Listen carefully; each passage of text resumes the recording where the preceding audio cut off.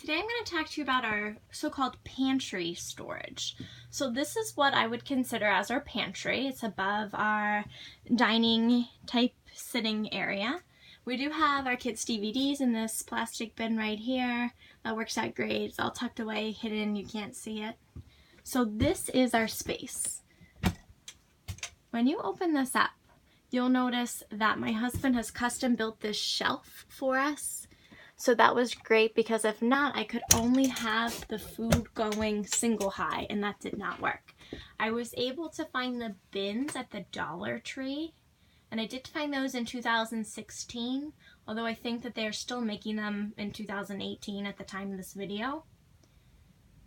One of the other things that we have on the cabinets right here are these hooks. These are great. You can get them at like the Dollar Tree, the Dollar General, Walmart. They're for shower curtains, for your shower curtain in your bathroom. But instead, if I'm making dinner and I know I have a lot of trash and I don't want to keep opening up under the sink, I put a bag on here, quick fill it up with my cooking things, tie it shut, throw it outside the camper, and then I'm not touching the cabinet doors with like dirty chicken hands to open up. Our normal trash is underneath the sink. So I keep those two on there just to help me and to help Josh when we're cooking, or if we have trash, or if we're unloading something, we can put it immediately in the bags.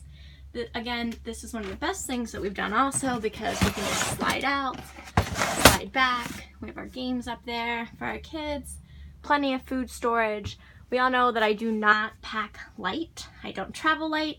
When we go away for our 2.5, 3 week trips, I take basically everything we need with the exception of more fresh produce that we need to purchase, and I'm able to fit that up in this space up here